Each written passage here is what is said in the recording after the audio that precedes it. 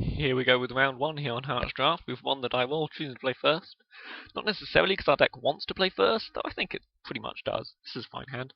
But because, like I said, there is a Rakdos deck, you will play the Rakdos deck. And if you go on the draw against the Rakdos deck, you will lose very quickly. Yeah, this hand's fine. It's got our dorky conjured currency, but it's got the combo with arrest. That does work, right? Yeah. No, it doesn't work at all. Conjured currency doesn't really do what I thought it did. I thought you switch a rude permanence every turn. That's not what you do at all. Yeah. Conjured currency doesn't do what I thought it did. It still does something. Shit. Not the time to realise what your cards do when they're in your hand. Don't swear on the camera, Jethro. See? Against the Rakdos deck. Ooh, we cunningly played our guild. Obviously, you play the Guildgate turn 1 because it comes into play tapped. You don't play your tap lands on turn 2. Gonna make our Guild Mage here. Might end up just blocking a Gorehouse Chainwalker with it. I'm fine with that. First things first, let's get in there for damage. Because if he has tricks, not entirely certain what tricks he might have, but we get to see them during combat. Here, and then we play our 2-1. So we're actually going on a fair amount of beatdown here. Next turn, pass the turn, leaving up Inspiration, I expect. Ooh, is he missing land drops? I like it when that happens to my opponents. I mean, I know it's horrible, and you shouldn't. Ooh, okay. Yep, here we're just going to leave up the mana and Inspiration. I mean, it's not worth waiting for 8 mana so we can copy the Inspiration with Nivik's Guildmage. I mean, yeah, 4 cards is great, but chances are the Guildmage will be dead by then, and so will I. I'd rather have 2 cards right now. And if he goes to kill the Guildmage, then I'll probably loot, because I can Inspiration anytime. But looting is forever. No. I don't think he would have kept a hand without a 3-drop and only 2 mana, so yeah, Dead Reveler. Is he unleashing it? No. Good unleashed. Okay, so that's always good. If we're up against Rakdos, which we seem to be, it's always good when they have to leash their spells, because then you know that you're not winning as such, but you're not losing at that point. Yeah, here I'm just going to get in with the Vassal Soul. No need to arrest his guy. Don't have to, don't want to. That's enough of a reason. And then just play a Steal of Secrets. Playing Steal of Secrets, not Inspiration here, because it's a 2-2, that way I can double block and trade probably my Guildmage or for his Dead Reveler, which I'm fairly happy to do, compared to taking 2. Yeah, if he attacks, and then he'll only play 1 creature, I can arrest it, and then get in with Steal of Secrets, draw a card. Card advantage is completely huge off Steal of Secrets. Hopefully draw one of my triple, yeah, I put all 3 in the deck, triple in action injunctions. Be able to injunction his Dead Reveler and just get through damage. Nope, okay, so I could Inspiration looking for the injunctions, or I could arrest his guy. I don't feel like wasting an arrest on his guy. And if I don't find an injunction here, I'm sort of fine with that. So you got the maximum mana possible. Didn't find an injunction, found a Lev Skylight, so I'm going to get through next turn. That's good news. For now, though, just get in there with the Vassal Soul. Still fine with it. You could have Augur Spree here. And he does. Okay, Vassal Soul down. That's okay. I'm making 2 flyers next turn. One of which has more power than Vassal Soul. And one of which shuts down his blocker. Still only got the 1 blocker. He's got his mana going now, though. A little bit. Ooh. That's an interesting one. Civic Saver. Perhaps he has the Cackler.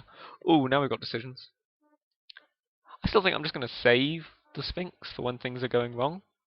Probably shouldn't have played the land there. Probably should wait on my land drop until after I've drawn my card from Steal of Secrets. But here, this turn should just be insane. Because I get in there for 4, knocking him down to 8, which is not a huge life total. Especially when I've got 3, 4, 5 power flyers out by the end of the turn. And the ability to arrest a blocker. I get to draw a card, which was the inaction injunction. I then get to make a Tower Drake, leaving up the white mana to pump its toughness. Not that I think I'll have to pump its toughness. And I can pass the turn. Now I'm happy to take the damage off the Dead Reveler. Not that it's going to be dealing any, because I did take it. But I'm simply happy to take damage off the Rakdos Key Rune. You could wake it up, equip it, and I take 5. And I'm fine with that. I've got an injunction and an arrest, so I should be able to win the game next turn. Him stumbling on mana was just giving me this game. Probably going to side out the conjured currency. Probably won't get a chance to see that. Just because, I mean, partly because it doesn't do what I thought it did. And partly because he's Rakdos. I don't think he hasn't shown us like a Desecration Demon. If he plays Desecration Demon here, then I'll arrest it. Or possibly just an action injunction it. And win. But, he doesn't have, as Rakdos, he's probably got a load of small dudes, and it's not worth conjured currencying, because then I'll be trading his small dudes that I'll get for my medium and big dudes that he'll get. And that's not worth it.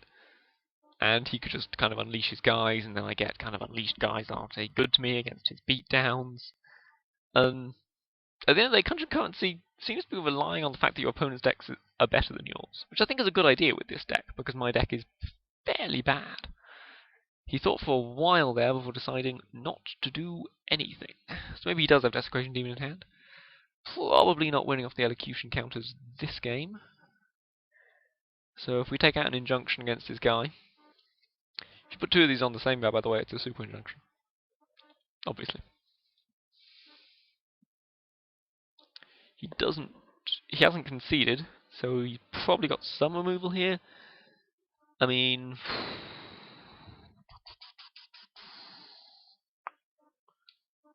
Yeah, it's only creatures. I was just thinking I should have got the key rune. So now he can block Steal of Secrets, which I think I'm fine with. He blocks the Steal of Secrets, he takes 5, 6, 7. Going to death? No, that doesn't actually kill him, does it? Yeah, he conceded the game whilst I was thinking, which is good. I mean, he wasn't actually dead on board there, but he was fairly dead within the next 8 to 10 seconds. So that's good news. Right, I think I am going to take out the teleportal. I think, well, that game at least I had enough flyers and that to get through there. I'm going to put back in the Chainwalker, because Chainwalker, it blocks early game, essentially.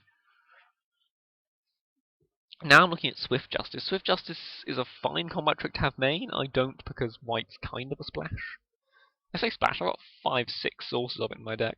Yeah, I think I do want the Swift Justice in my deck, and probably the Concord. Actually, no.